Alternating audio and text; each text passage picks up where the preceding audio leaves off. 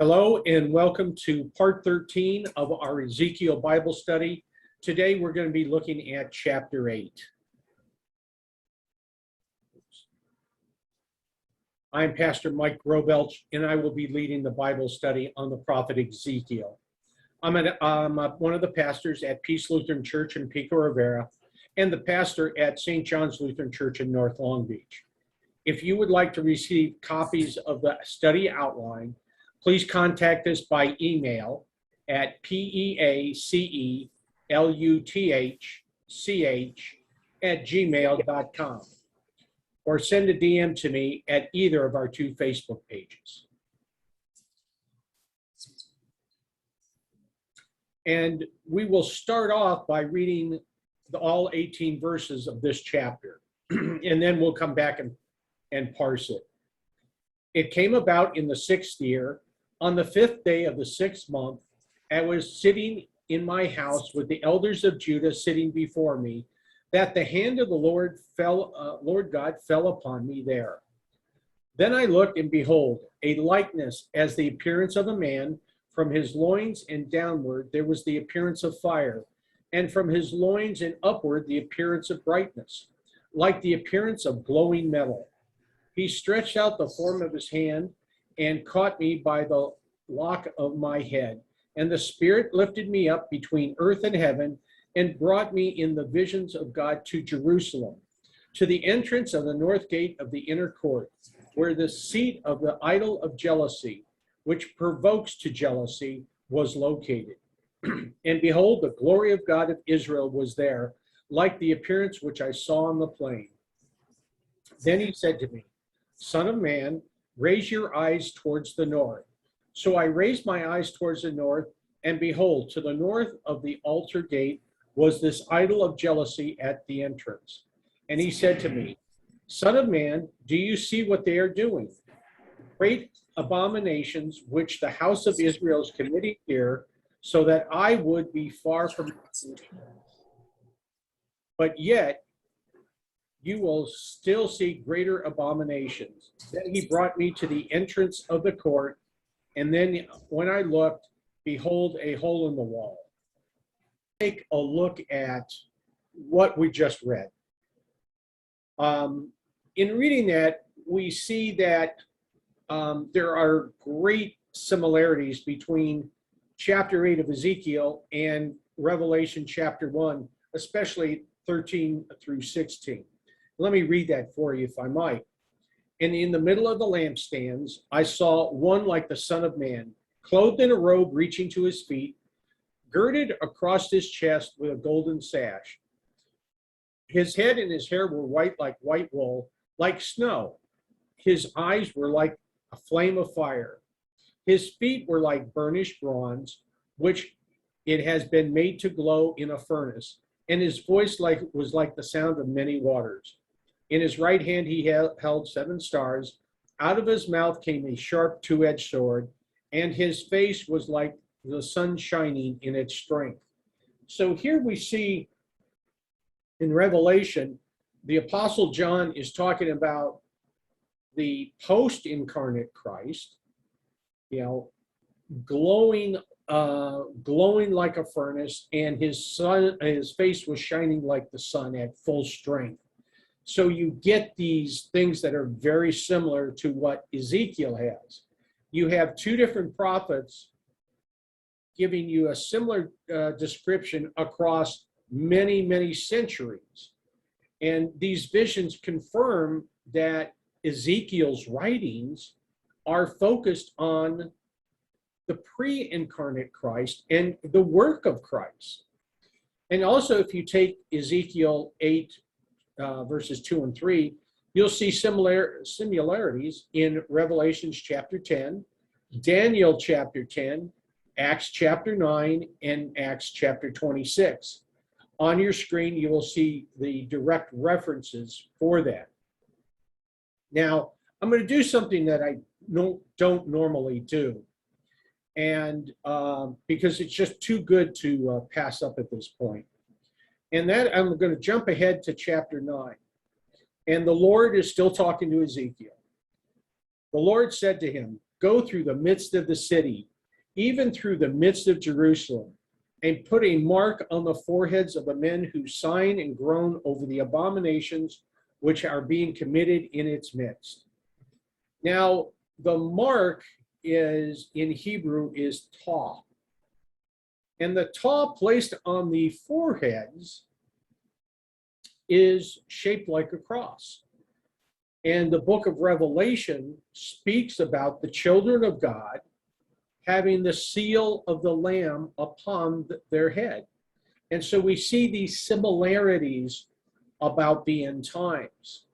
And that's why I wanted to bring this up, because Ezekiel chapter 8 is talking about not only the imminent fall of Jerusalem and what will happen there, but this is also has a dual meaning of the end times.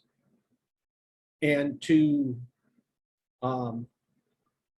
assuage anybody, no, we don't know when the end times are. The Bible is very clear, especially when it says, the Son of Man, Jesus, will return like a thief in the night. No one knows the time or the date. So, when people tell you that, on such and such a date in the future, God is coming back, you can put that sort of to bed, because it's not biblically supported. Now, people will tell you that, well, if you take this and this, this points to that. But the Bible says clearly, no one knows the time. And that means all of mankind. So anyway, I did want to bring that tall mark up because it was rather interesting. And you will see it next time when we look at chapter 9 as well. Now, one of the things that we need to look at is you will see a echo of what we have just read in chapter 11. And this is very normal for Eastern writers. And I've put it on the screen here to to give you the pattern that we'll be looking at. First, we have the context of Ezekiel's vision. The who, the what, the when, the where, the why becomes apparent a little bit later. And then in 8:1, the second half of that, we begin to see the beginning of his vision. In 8:2 and 3, the divine man appears and the Spirit transports Ezekiel to Jerusalem. In 8:4, we see the appearance of the divine glory. Now, in chapter 11, verses 22 to 23, we see the appearance of the divine glory. In 24, the Spirit transports the prophet back to Jerusalem. In 24, the vision ends, and the prophet tells the exiles what he has seen. So you have this parallel. Each time, something occurs, you have its opposite, if you will, in chapter 11.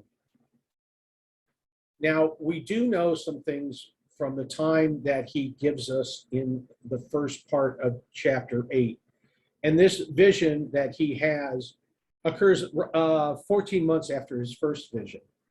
And at this point, Ezekiel is recognized as a prophet because the elders of Israel are in his house and are talking to him, seeking advice, whatever. So the good question to ask ourselves are, who are these elders? And it's not really made clear. We can infer that perhaps there's some sort of self-governing group that may have been in power at that time to judge and to rule over the Israelites. It could be their theological leadership. It could be exiled priests. We don't know. But they recognize Ezekiel as a prophet. And one of the other things about his vision that is rather interesting is that the way he describes it. He says the vision comes on suddenly and with an overpowering nature. And the reason I bring that up, he said, the word of the Lord fell upon me, not was upon me, but fell upon me. It's a real interesting word choice, and conveying that he felt this overpowering nature of God's presence and God's spirit. And as we saw, he was transported to Jerusalem to witness some of the things that were going on. And we'll get into that in just a minute.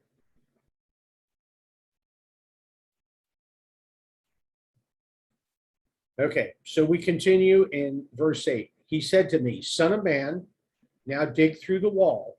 So I dug through the wall, and behold, an entrance. And he said to me, "Go in and see the wicked abominations that are being committed there." So I entered and looked, and behold, every form of creeping things and beasts, and detestable things, with all the idols of the house of Israel, were carved on the wall all around. Standing in front of them were 70 elders of the house of Israel, with Jezaniah, the son of Shaphan, standing among them, each man with his censer in his hand, and the fragrance of a cloud of incense rising. Then he said to me, "Son of man, do you see what the elders of the house of Israel are committing in the dark, each man in his room of his carved images? For they say, 'The Lord does not see us. The Lord has forsaken the land.' And he said to me, 'Yet you will see still greater abominations which they are committing.' Then he brought me to the entrance of the gate of the Lord's house, which was towards the north. And behold, the women were sitting there weeping for Tammuz. And he said to me, 'Do you see this, son of man? Yet you will see greater abominations than these.'"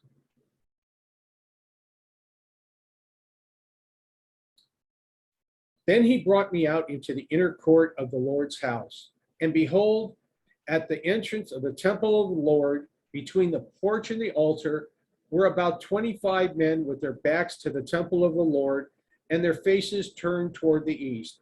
They were prostrating themselves eastward toward the sun. And he said to me, "Do you see this, son of man? It is still too light a thing for the house of Judah to commit the abominations which they have committed here, that they have filled the land with violence and provoked me repeatedly. For behold, they are putting a twig into their nose. Therefore I will deal in wrath. My eye will have no pity, nor will I spare. Though they cry in my ears with a loud voice, yet I will not listen to them."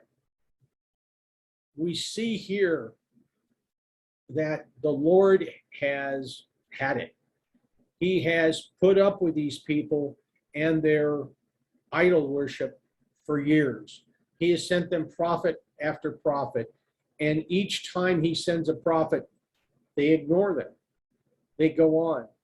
But one thing I do want to say, here it says, "My eye will have no pity, nor will I spare," in verse 18.